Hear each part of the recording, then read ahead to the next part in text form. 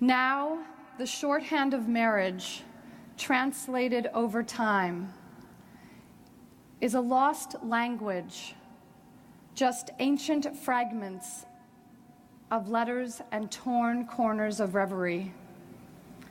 I feel like I'm pushing myself out from the inside, stretching this restrictive container. All the while, she stayed and prayed with me into the uncertainty. Still she watches, clearing the way while I cannot see, stands beside me when I need strength to move forward, gently reminding me that it's always about beginning and then beginning again. Marriage is a long time to be away from myself.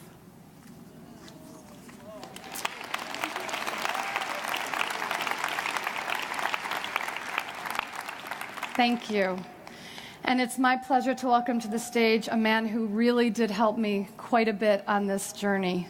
One of my most favorite men in the world, Wayne Dyer.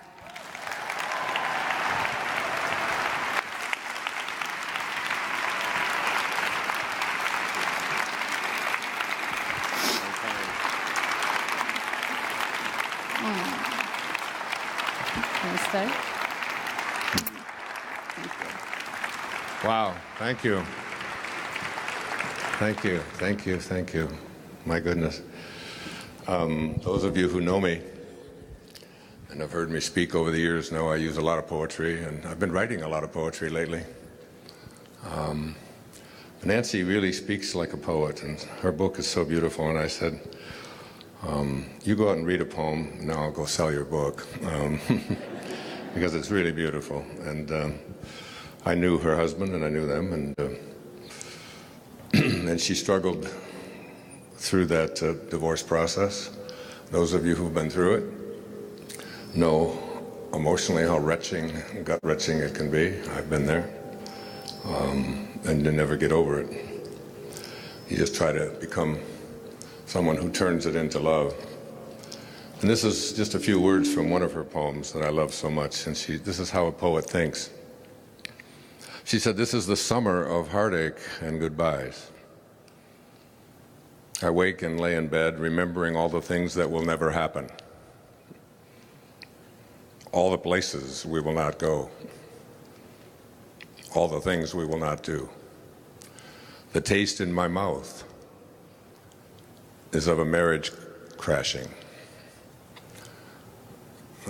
Do you feel that? That's how poets do. I'd like to give this to my ex-wife. Actually, my wife, who separated from me, but I love very much. The mother of my children.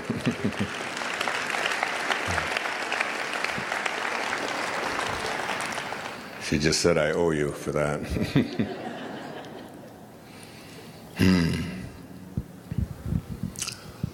So my name is Wayne Dyer, and I'm 71 years old. Wow, that's not good. That's not good when they applaud your age.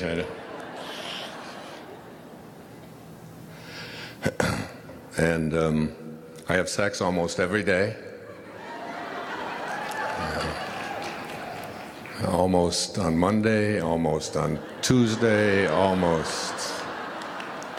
I love that line. I don't know why, I just keep using it. My friend Jack LaLanne, who passed away a year or two ago, set it up till his 93rd birthday as he was speaking, so I hope to be doing the same. And I'd also like to say to you, to the world, that I am well. Thank you. Not only am I well, but I am perfect health. And those words will have much more meaning for you when I finish in a little while. To be able to say the things that you are, I am. Two very important words, I am. So this is the first time, I think, ever, that all 8 of my children are here with me. We are having our Thanksgiving tomorrow because I'm not going to be here in Florida. So, and it's wonderful to have them there. My daughter Tracy, who's sitting there in the front, and she began a business after leaving behind a corporate life because she really wanted to fulfill her destiny, her dharma from within her heart. And she struggled over and over again with this whole idea of giving up your benefits and giving up all of the security and safety of a good job in order to do something that her heart told her was important to do.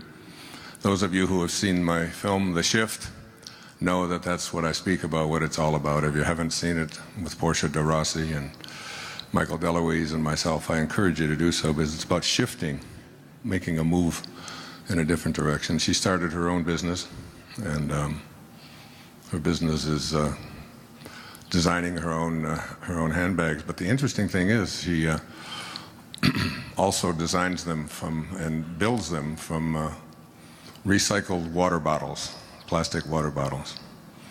I think that's phenomenal. Here's one of them up here now, and I wanted Nancy. Is Nancy? Are you? Where did you go? Did Nancy leave? There was a lady right over here in a wheelchair that I was going to give this to, and I don't. Oh, there. What is your name? What is her name? What is it? Lucy? Well, Tracy, would you take that back? And it's so beautiful. Made out of recycled water bottles instead of putting them into the ocean. Here. Would you give that to her? Well, let me tell you about... There's the lady right there. That's a gift for you. God bless you. And I see you walking out of that wheelchair one of these days. There you go. Thanks, honey. She has them here, and there's never a better audience for this sort of thing than a Hay House audience, because it's loving ourselves but also loving our planet. There is a swath of plastic in the Pacific Ocean from bags that have been put into landfills that we take home from our grocery stores without even thinking. Believe it or not, it's the size of the state of Texas. And it's out there floating, just all this plastic, and it's all unnecessary. We can do something to change that, and I honor you for doing that. My other daughter is here, Serena. Where are you, Serena? Oh, there you are. Come here, honey. Go around. I want to introduce, she started a project. You can go around, go back, and move quickly, okay? I'm a big star. We don't have time for this. But Serena has had this passion for children that are being trafficked. And so this Penn State horror story that is being broadcast all over the news is a big part of that is young children being sold into trafficking. And you're going to see a connection to that, I believe, as this unfolds. And she has started her own charity, and she just inaugurated it tonight, and I'm going to give her 2 minutes to tell you a little bit about it. I'm wearing one of the wristbands. So this is my daughter, Serena, who received her master's degree from the University of Miami in international relations. Serena Dyer. Hi. So I didn't know he was going to bring me up here, but yeah, actually my boyfriend and I started a coalition. You have a boyfriend? Yeah. Okay.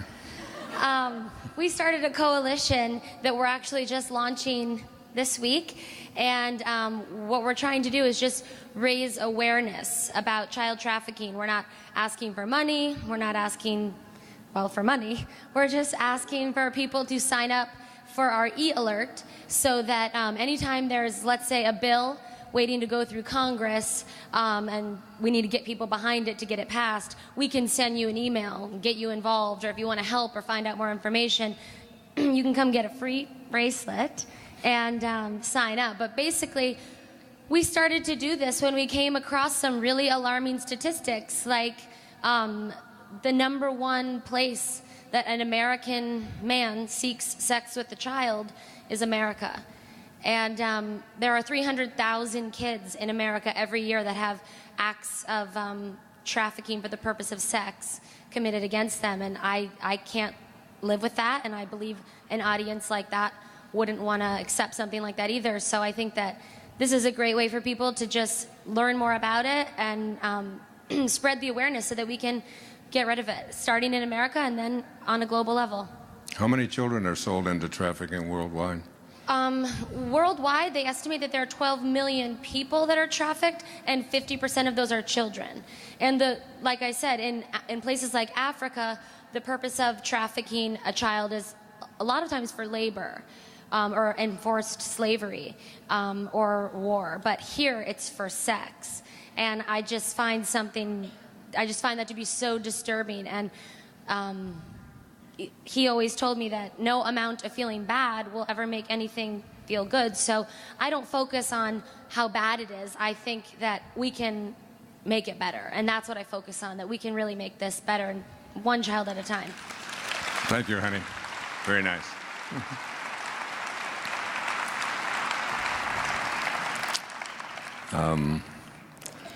I won't go through all of my children because they take up the first whole section over here, but I'll probably mention them throughout the evening. I'm proud of every single one of them, and very, very blessed to have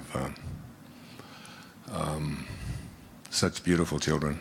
And the mother of those children, Marcy, a woman I love so much, I give her an awful lot of the credit for all of that. In fact, I give her all of the credit for it. So I've just finished taping a new public television special, which will be airing in March. It's the 9th one, and I must say how proud I am that since we started these in 1998, we're getting close to $250 million being raised for public television, just from the pledges that people make. And public television is another one of those wonderful pro bono things that I do and that so many people do to bring a different kind of energy into our homes. You know, the energy of Sesame Street.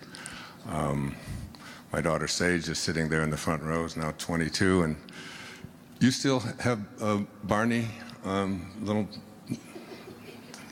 baby Bibs, and everything was Barney, and that was the dinosaur, the purple dinosaur. Anyway, so that will be airing in March, and it's based on what I have been doing for the past year or so. Almost a perfect storm has occurred in my life, beginning on the 21st of April this year, my mother's 95th birthday. And I'll be sharing some of that with you here today. Miracles have been taking place in my life. Healing has been taking place. My whole emphasis on this, most of you probably know because ABC World News did a whole story on me, but they focused on this diagnosis of leukemia, which is now gone. I don't pay attention to it. It's not a part of my life. And I'm living from a perfect health perspective every single day. And it's been a marvelous shift. And I want to talk to you about it, not about my own story necessarily, but about the principles that are involved in making this wonderful and powerful shift. So much of what I speak about here tonight will probably sound strange, even to this audience, which you wouldn't think that would happen here. I know what you guys are like. I know how crazy you are, how weird it is. But there have been things that have been showing up in my life, and principles for me to write about, and things for me to tell you and share with you that have really surprised me. And I've always lived by the principle of Tilopa, the 10th century Sufi master, who said, have a mind that is open to everything and attached nowhere, attached to nothing. And my wife and I always had this attitude in bringing up our children, that keep an open mind. and anything that you immediately reject, get your ego out of that and just open yourself to the words of Jesus in the New Testament when he said, with God, all things are possible. And I always ask my audience, what does that leave out? What does all things are possible leave out? And obviously the answer is nothing. In the book that I wrote for the film, The Shift, it was also called The Shift, it has 4 chapters.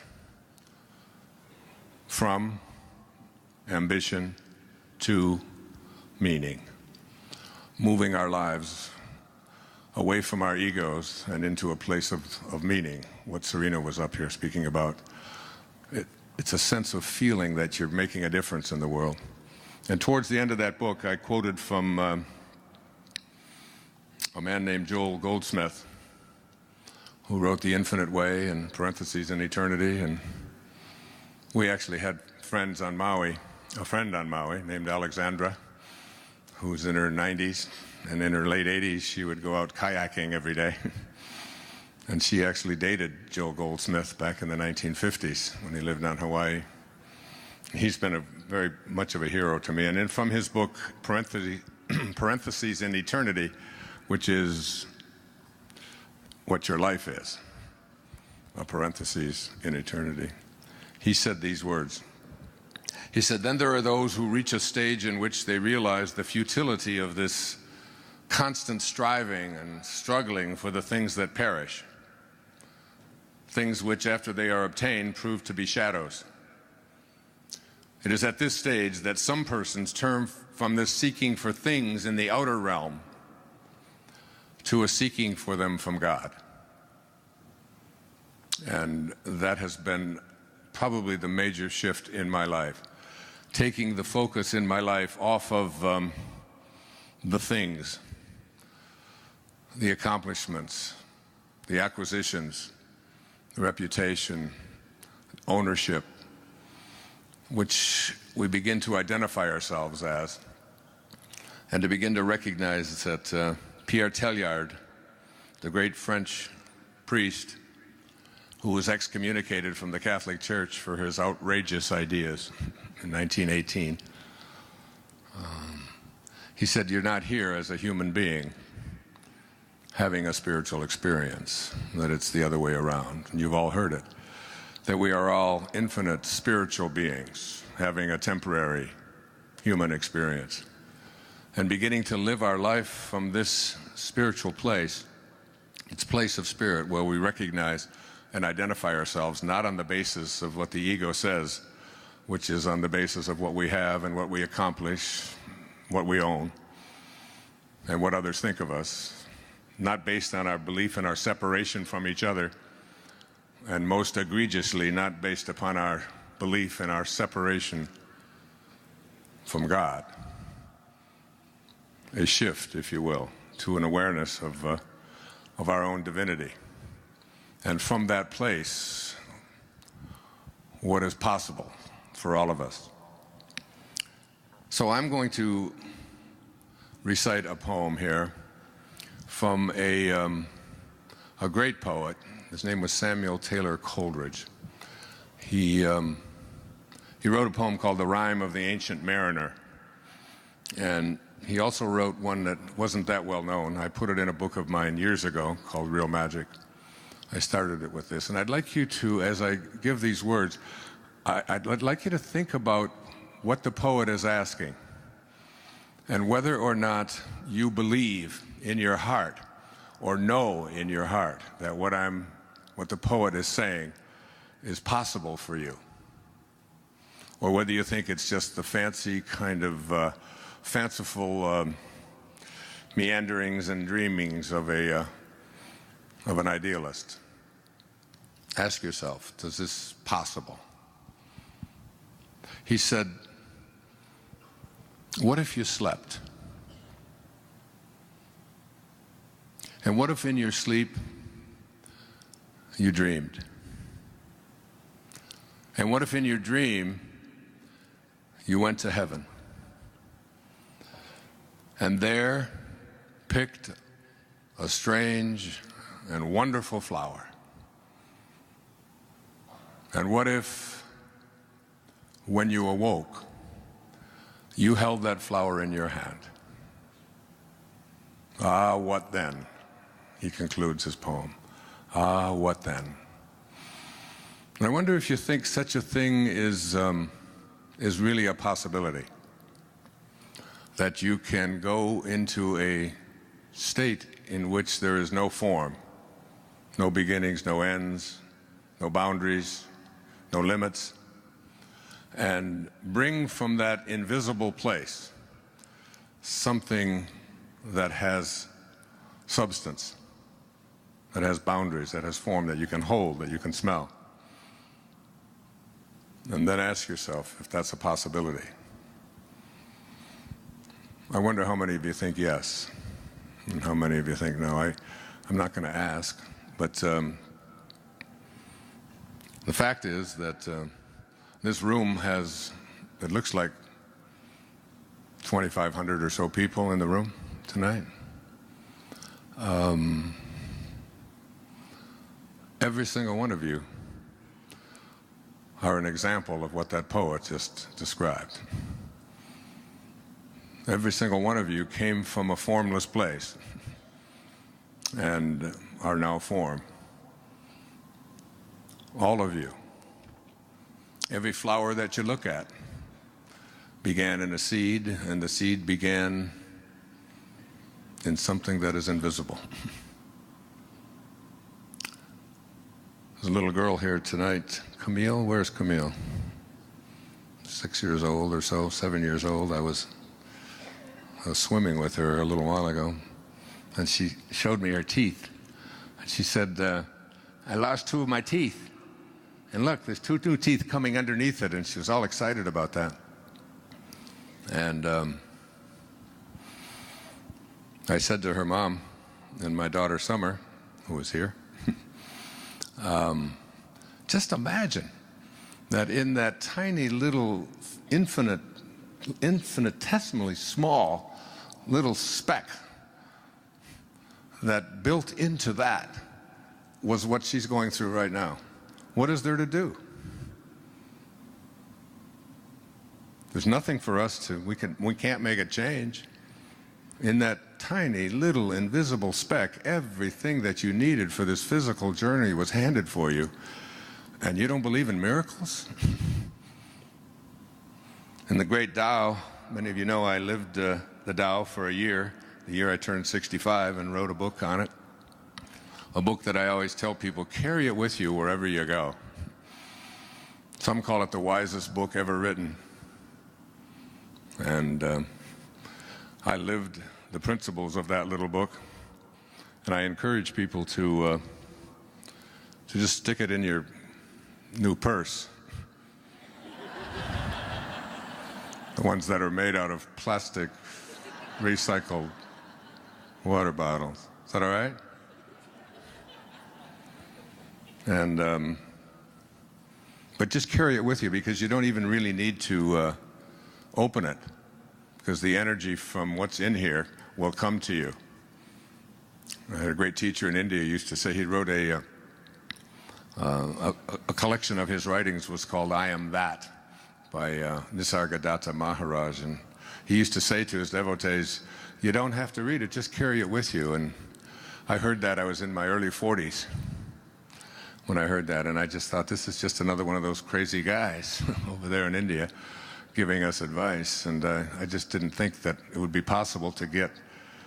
But now I've really come to an awareness that energy is in everything, and that just holding this book, literally, you could muscle test this, kinesiology, and put this thing next to your heart, and you will be stronger with it than you were without it.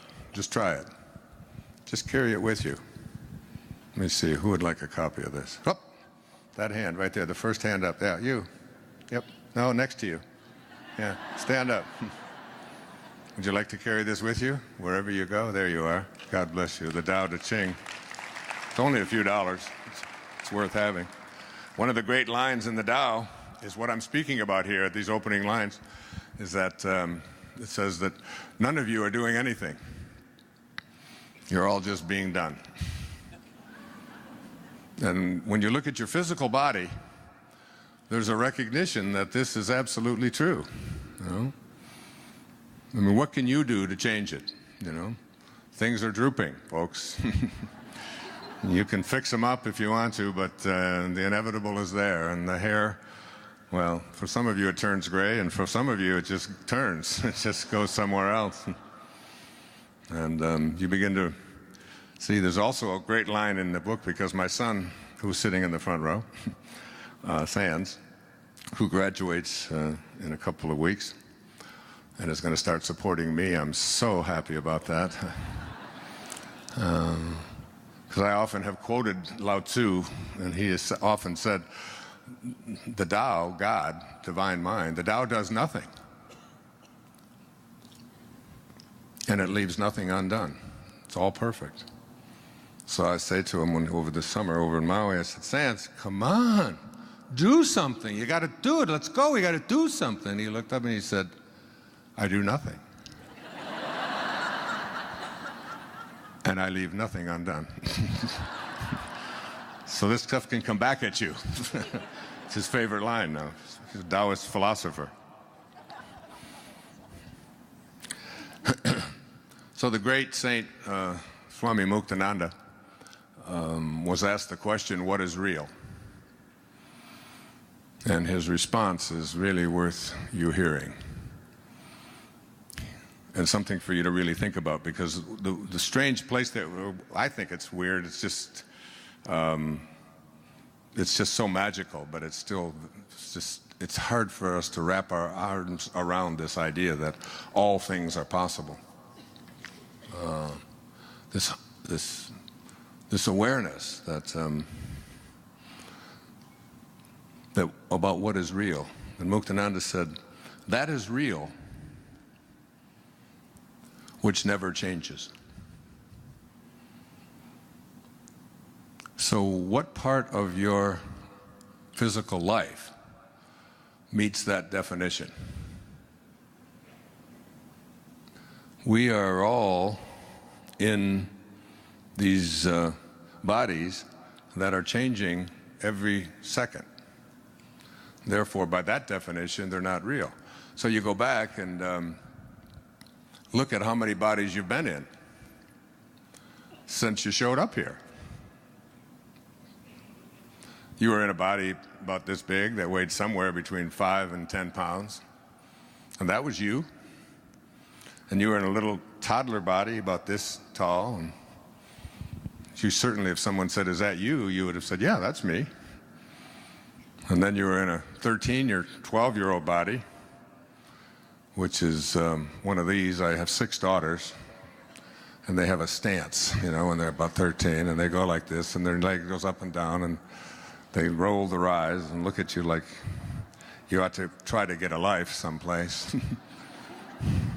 You were in one of those bodies, teenage body, and you thought that was real. That's when you get the great learnings. One of my daughters, Serena, said to me one time when I raised my voice and asked her to hurry up and get moving, come on. She looked at, I wonder what all those people would think of Mr. Positive if they could see him here this morning.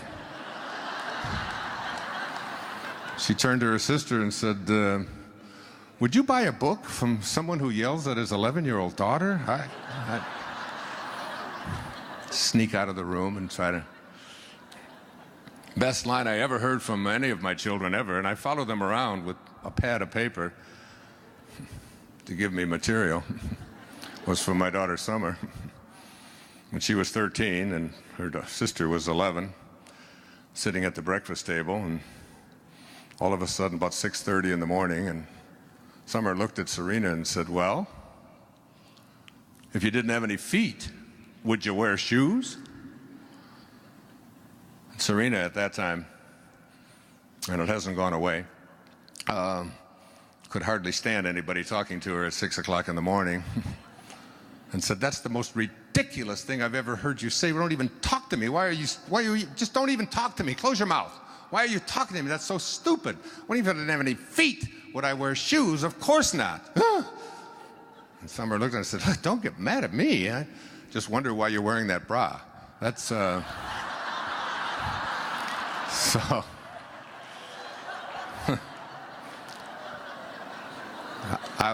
You were in one of those bodies.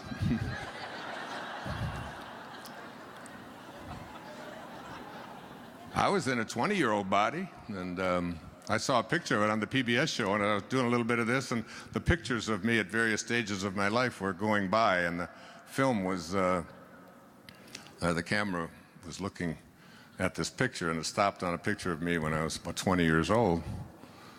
And I'm 70, when that was 51 years ago. And there's not one cell of that body left on this planet. I really thought it was real. And when you were in your 20-year-old body, you thought it was real, didn't you? I mean, it's just like, you look at it, you say, of course it's real. And now you look back at it and you say, if it was real, where is it? And where did it go? Emily Dickinson, another great poet, one of my very favorite poets from Massachusetts, would give talks back in the 19th century, and she would pick up a handful of dirt, and she would say, just let this in. This quiet dust was gentlemen and ladies and lads and girls, was laughter and ability and sighing and frocks and curls. This passive place, a summer's nimble mansion where bloom and bees fulfilled their oriental circuit, then ceased, like these. That's who you are, if you believe that you're your body. Just quiet dust that's going to fulfill its circuit and cease. And we all know that we're something much more than that. But we haven't been raised to believe that. So my talk tonight is really about understanding there is a component of us that is beyond the physical, beyond the physical, metaphysical, beyond form, over, past, higher than form, transformed. And this part of who we are has infinite possibilities and can do anything, can heal anything, can manifest anything, can attract into our lives the right people. And you get a sense after a while that that this invisibleness that is who we are is, as you begin to elevate your awareness and move to a higher level, and this is basically the essence of it. It's that we were all conceived and born into a world and a culture in which we were raised to be ordinary. And ordinary isn't so bad. I'm not here to put down ordinary and average and fitting in and all the things that ordinary comprises. It's just not what I want for me. And I got the mic tonight. So, and ordinary really means, it means fitting in. It means getting along. It means becoming a good citizen. It means filling out the forms. It means paying your taxes. It means having your children and providing for them and taking care of them and going to work, going to school and getting good grades and graduating and your family and doing all of this all of these ordinary things, and then getting to the later stages in your life where you become a grandparent, and then you live your life through your grandchildren, and then you die. And this isn't an indictment of that. It's for me an awareness that if I put my hands here about at my waist, I am speaking about ordinary consciousness. And where I would like to take you tonight, where I have been taken in my life, particularly in the last year or so, and particularly in the last decade or so, is to a place that I call extraordinary awareness. And extraordinary awareness is, it encompasses all of ordinary. So that you're listening to an ordinary man. I fill out the forms, or I get somebody to do it for me, more like it.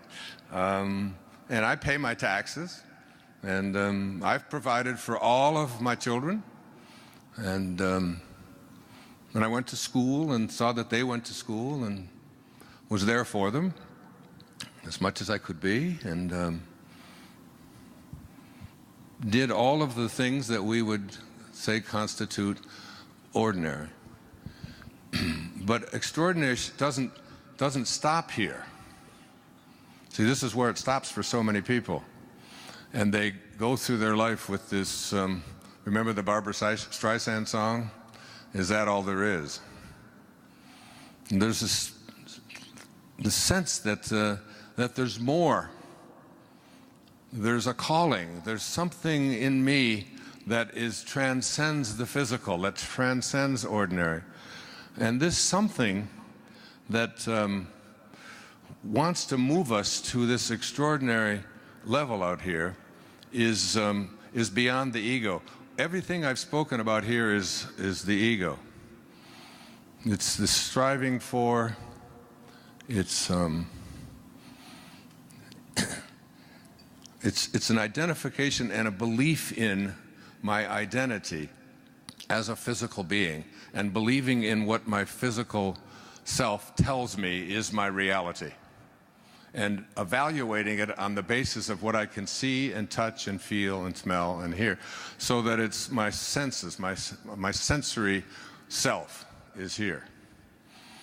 But this up here, between ordinary and extraordinary, where I believe anyone can go at any time. Here we are what E.E. Cummings, another favorite poet, he said, to be nobody but yourself in a world which is doing its best night and day to make you just like everybody else means to fight the greatest battle there is to fight and never stop fighting. This is how the poets think. It's about going beyond average. It's about going beyond ordinary. It's about recognizing your own divinity. It's about understanding that there's something inside of you that is calling you. It's your spirit, it's your soul. And your soul, your spirit, is here in the distance between here and here. And your soul wants something very, very different than your physical body ego apparatus wants. It's not interested in fitting in. It doesn't care whether you're right. It doesn't care whether people like you. It doesn't care about whether you're a good citizen or not. I wrote these words out the other night. Let me share them with you. It says, I said, the ideal, because I'm going to write about this, the ideal of the soul, the thing that it asks for, is neither knowledge, nor light, nor happiness. The ideal of the soul is space. The ideal of the soul is immensity. The one thing it needs is to be free to expand, to reach out, to embrace the infinite. Yeah, the ideal of the soul is infinity. It is, it is miserable when it is circumscribed and restricted. The soul is not finite. What is finite? Finite means it has a beginning and it has an end, doesn't it? So that's it. It stops here and it's finite. The opposite of finite is infinite, infinite. And what is infinite? What does it mean when something is infinite? It means that it is always expanding, right? It doesn't stop any place. It is always growing. It's like the universe. It's just infinite. What do you think's at the end of the universe? Just try to imagine a finite universe. And we come up with, well, what would be at the end of it? And what we think is at the end of it is what? What is there, a wall? If there's a wall at the end of the universe, the poet would ask, what's on the other side? And where does that end? So there's getting in touch with this infinite part of ourselves is really the part of us that says, there was a song that was popular when my mother was a young woman. It was called Don't Fence Me In. Oh, give me land, lots of land, and the starry skies above. Don't fence me in. Remember that song? All the old folks singing. My daughter's looking at me, what is he going to do now? He's going to embarrass me. We don't want to be fenced in. Now, before I had any children, I had 8 theories about how to raise children. I even wrote about them. Now we have 8 children. I have no theories. But the one thing I know about raising children is this, that nobody likes being told what to do. Right, Sage? I was telling the story of you, honey, on Mother's Day one year at a restaurant where we were all there, my mother, Marcy's mom and dad, and we were all there. And Sage is, in a lot of ways, like me, what I call I tell this story at every talk, so I might as well hear it. That's the scurvy elephant. When I was in the foster home back in Mount Clemens, when I was about 6 or 7 years old, I came home from school, and Mrs. Scarf, who ran this home, had this home that a bunch of us lived. And I came home and I asked her, what's a scurvy elephant? And she said, a what? And she said, a scurvy elephant. I said, and she said, well, where did you hear that? I said, well, I heard Mrs. Poole, who was my 3rd grade teacher, talking to the principal, and she said that Wayne Dyer was in her classroom and that he was a scurvy elephant. So she got on the phone, called the principal, and the principal said, oh, no. She said, that's Wayne. He gets everything mixed up. She didn't say that he was a scurvy elephant in her classroom. She said that he was a disturbing element in her classroom. And I always loved to say that. So a scurvy elephant is, and my teacher, Abraham Maslow, used to always say to us, you know, the number one marker of self-actualizing people is their independence of the good opinion of other people. They're just not interested in being told what to do. I watched on my iPad, which I just got, and it had a commencement address by Steve Jobs at Stanford University. It was a 15-minute, and I just sat there, and before I meditated, I listened to what he had to say. This immensely scurvy elephant, who really, just passed away a few weeks ago, and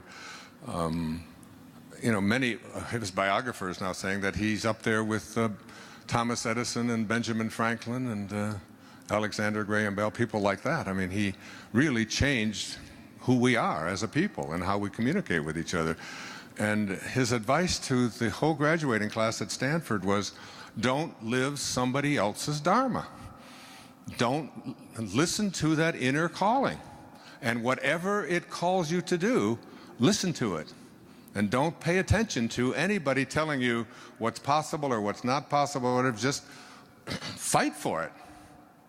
Sage was at Mother's Day, and I don't even remember what it was that she wanted to wear or didn't want to wear, but it had something to do with dresses and skirts and slacks. And I remember that Mother's Day walking in the parking lot with Sage for 45 minutes or so, talking to her about, I know exactly how you feel and how you think. I said, but there's a lot of people who think that you should maybe wear something nice. It's Mother's Day and it's a restaurant. I said, but you don't have to go back in there. We'll go home and get something afterwards if you want. And she just gave me that, I don't want to do this, and why should I be told what to wear? And I understood that. I understood it very strong. And she's still doing that. But it also serves people very, very well. This idea that I'm going to listen to that voice, and we all have it. And when we have this voice, and this voice has passion associated with it, that is, when you feel a strong passion towards what it is that you want to become, what you want to create, the kind of person that you intend to be, when you have that within you,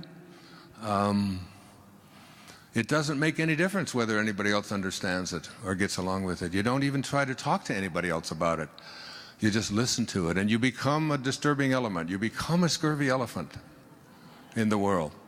And it's the only way you'll ever feel fulfilled. You won't get it by fitting in. So in order to, you have to listen to your soul. And your soul is that invisibleness. And your soul is not finite. Therefore, everything up to here is finite. Everything that I spoke about, filling out the forms, fitting in, being a good citizen, doing all the right things, all these things which I applaud, which are all fine, but they only take you, you end up living a half-lived life.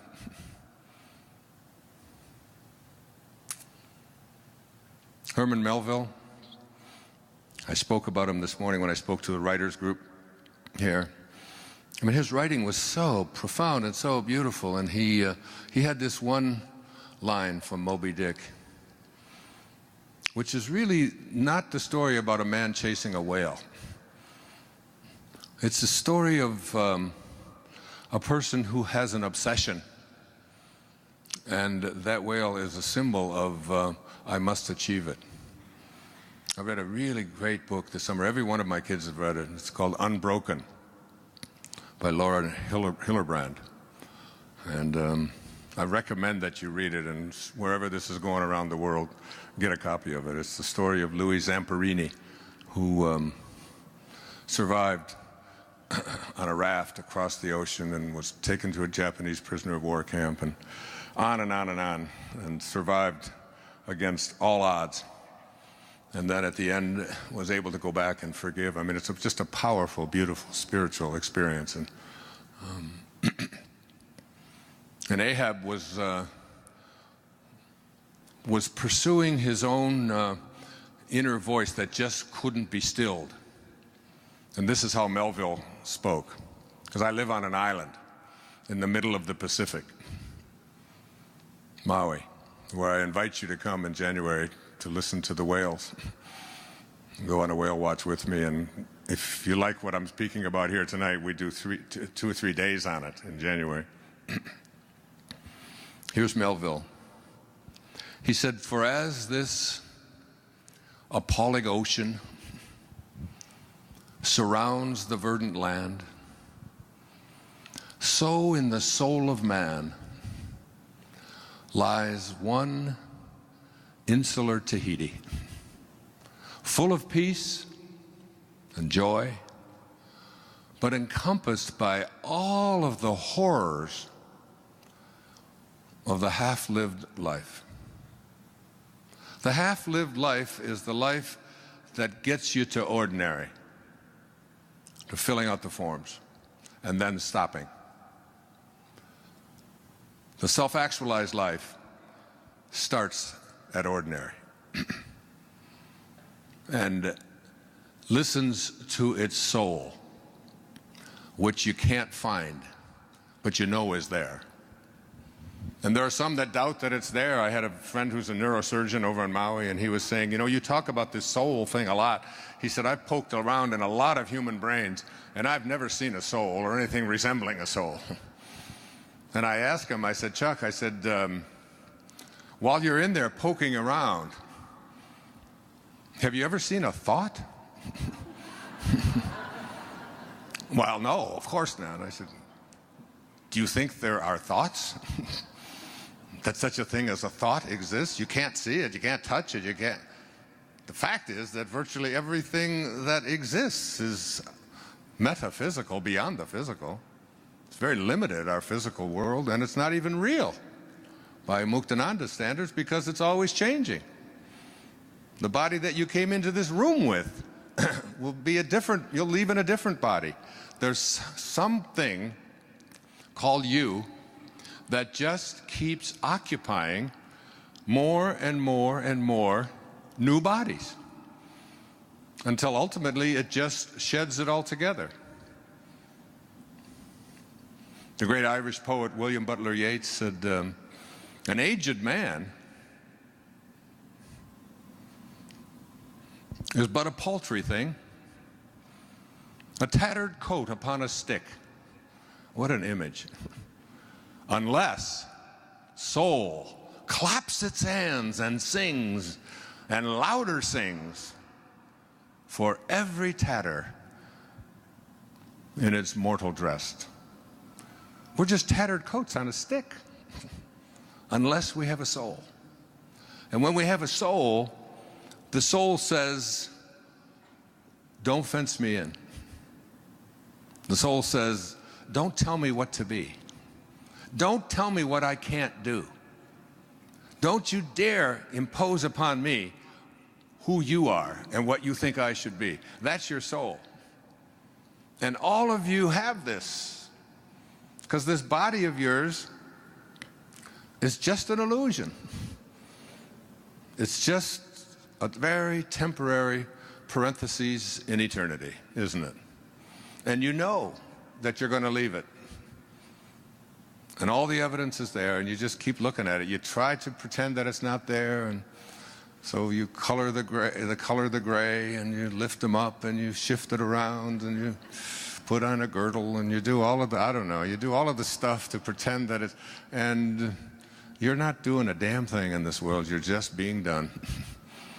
You're just being done. But what you're being done by is the higher self.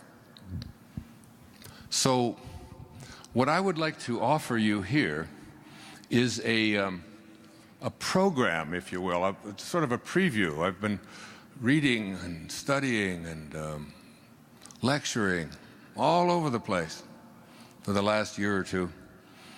And for some reason, I've been given a big voice and a big audience. For some reason, I'm allowed to go on public television and present in prime time 3- and 4-hour specials on the Tao Te Ching, or on the power of intention, or on changing your life, living from a spiritual place. And it must be because I have had this wonderful opportunity handed to me that I've been getting exposed to more and more and more about the miraculous power that comes to us when we start our life from ordinary and just leave that part of it to be taken care of and move into this extraordinary place, this place that all the great writers speak about, where we transcend this ego of ours that believes that who we are is so important, and believes that who we are is what we own, and who believes that what we are is in competition with others and has to defeat others and has to win and has to be better than. I love the poets. I feel very poetic tonight. A great Indian poet named Rabindranath Tagore won the Nobel Prize for Literature in 1927 with a collection of poetry called Gitanjali. And in there, he writes about this ego of ours. He says, I went out alone on my way to my tryst, but who is this me in the dark? I step aside to avoid his presence, but I escape him not. He makes the dust rise from the earth with his swagger. He adds his loud voice to every word I utter. He is my own little self, my Lord. He knows no shame. But I, the invisible me, I am ashamed to come to thy door in his company. That's the ego. The part of us that makes the dust rise from the earth with our swagger, who's always adding his loud voice. But inside there's this being that says, who I am is so much more than that, so much more divine. And in order to get to the path of moving towards extraordinary, and the fact is that even though many people will attend a talk like this and many people will buy the books and study it and look at it, the percentage of people who are willing to leave ordinary behind is very, very small. Honestly, it's only a handful of people in this room. Even though the intentions are good, the book that I'm reading now, I came across a quote. I think I'm going to read it, if I have it here. Here it is. It was by a French philosopher, mathematician. Some of you studied him when you took a philosophy class. His name was René Descartes. He's the one who said, I think, therefore I am. I don't like to question these guys. I used to teach them at the university, but I think he had it backwards. I really believe it should be, I am. Therefore I think. Well, that's just my opinion. I'll talk about it later. And Descartes said, in order to reach the truth, it is necessary at some point in one's life to rid oneself of all the opinions one has ever received and to rebuild one's entire system of knowledge from the very foundation. And I think I've done that recently. Just tossed out. I think this diagnosis of leukemia 2 years ago really helped me to do that. And to just say, I'm starting over. I'm going here. And I've been doing it in some ways. Many of people think I've done it my whole life, but honestly I haven't. I've wallowed around in that ego a lot in my life. And so in order to do this thing, you have to recognize that it fundamentally involves changing your concept of yourself. And changing your concept of yourself really means understanding what is your concept of yourself. Like, who are you? What is your concept of yourself? Your concept of yourself is everything that you believe to be true about yourself and what's possible for you and anyone else. And it really means changing most of that, because you have been raised to be ordinary. You've been raised to believe in your limits and how far you can go. And you've have this imposed upon you by your well-meaning parents and grandparents and culture and religion and business and education. The systems that you have been immersed into have basically told you, get here. This is not for you. And it might not have even been done, and sometimes they might have even said, oh, you can do anything. And then we'll start to tell you all of the reasons, all of the exceptions to that, that I'm imposing on you. Like, you got to get dressed in a certain way for Mother's Day. And you've got to fit in, and you've got to do this, and it's by God, it's like the soul has no finiteness to it. It's infinite, so it means it just wants to keep expanding. It wants to keep growing.